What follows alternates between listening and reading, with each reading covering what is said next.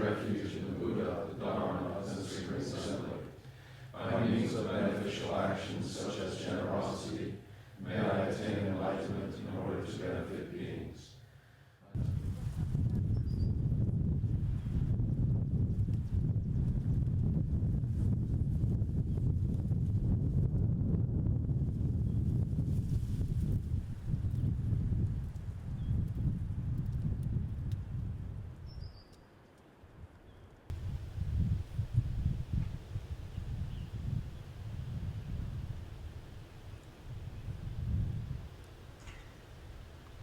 When I came here to interview for this job, somebody said to me that there was a Tibetan Buddhist community not in town, just outside of town, in Natural Bridge.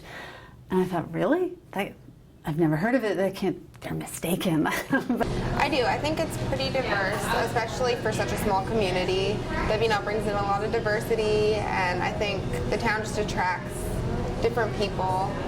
Community per se is pretty diverse for a small rural Virginia town.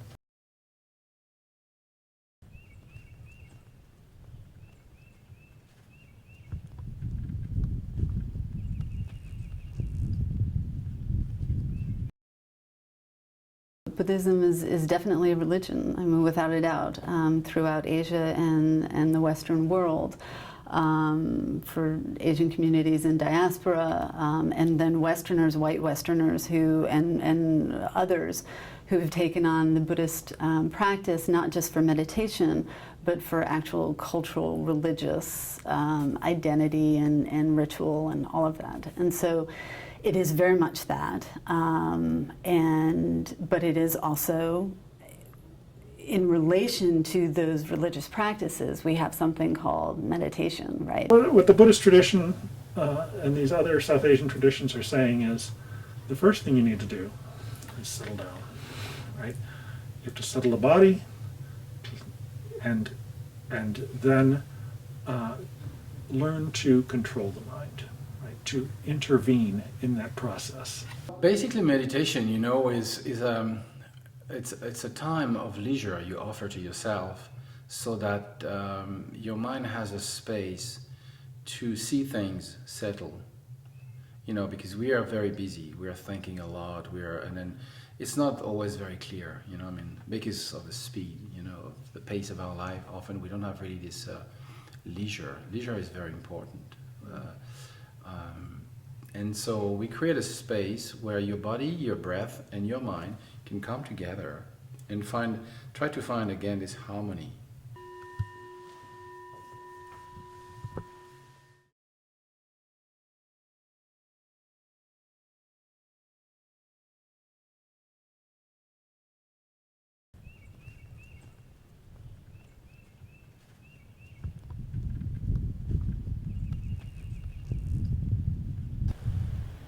Basically, the stupa here represents the path of awakening. It's an abstract representation of enlightenment, if you want. And each of the steps, they represent the steps of awakening, starting with the foundation. What is your foundation? The first 3 steps.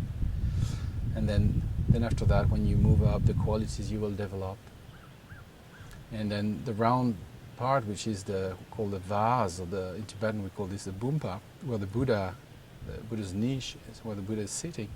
This is the development, the fruition of qualities such as generosity and ethic and patience and perseverance and so on. And then the rings, they're the 13 final stages of awakening.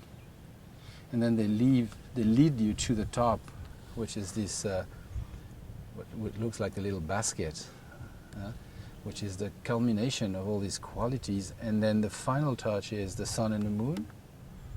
And sun and moon represent the wisdom and compassion. And then on top there is a little drop, which is the quintessence of this. And this drop opens up to the sky. We like to think of this environment like a place where everybody can come and then just sit for a while and just experience this themselves. It's It's a very personal encounter in the silence. And there's obviously a huge wave towards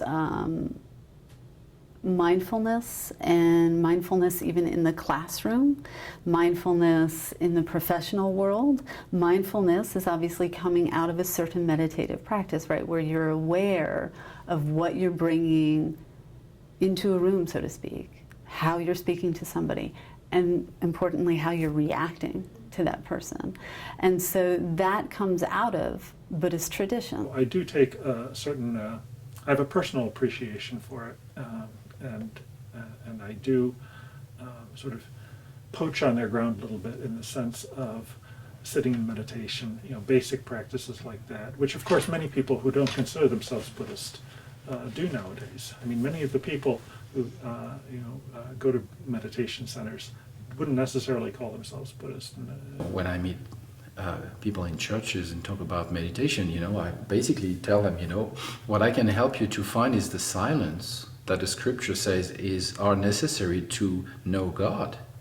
The scripture says, be silent and know me as God, know me to be God. I've known plenty of Christians and Jews and people like that who do Buddhist style or Hindu style meditation.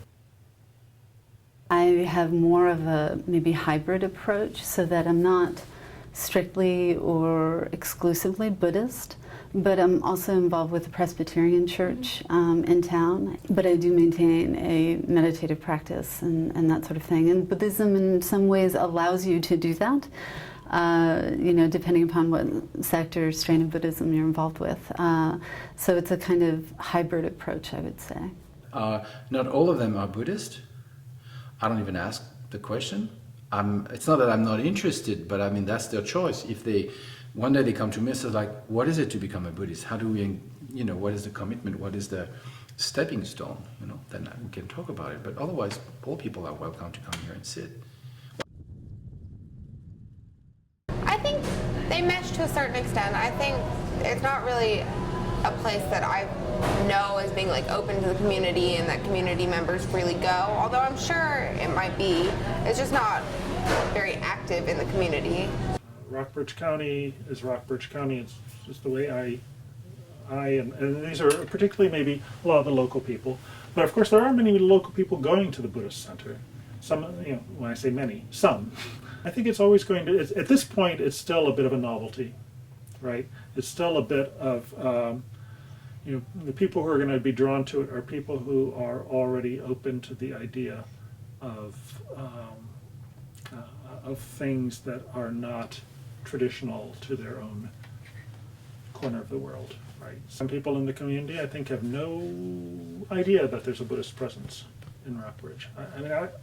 I venture to guess that there are some people who are not really aware of it, or if they're dimly aware of it, they don't really know what it is, and regard it as some sort of alien presence. I think it'd be interesting if Lexington maybe even did like over the holidays or something, did kind of like a religious open house type thing where they kind of connected a lot of religions. A lot of Lexington people don't know a whole lot about religions outside of the different sects of Christianity. I think that general sense of acceptedness means that little by little, more and more people will think, oh, okay, this is not such a crazy, weird, foreign thing. In other words, a little bit, incrementally. I don't think there's going to be a big explosion. Everyone's going to be doing Buddhist meditation in Rockbridge County. But I think it's not going to go away either. And I think that it's probably going to be more of a slow increase. This is really a place that we want to offer to the community, that people can come and find a sanctuary, really, where they can find peace. Mm-hmm. And it's open, it's free. It's really there for everyone. And it's really here for everyone, of course, we're in America, so people are afraid of the private property thing, but as long as people are respectful and, they come here and treat the place with respect, and anybody's welcome. They have been nothing but wonderful in terms of being very open and informative to me and for the WNL community that I bring. That we are normal people talking normally to normal people about normal things. So that's the definition, You know, we're just human beings, and we're talking to other human beings.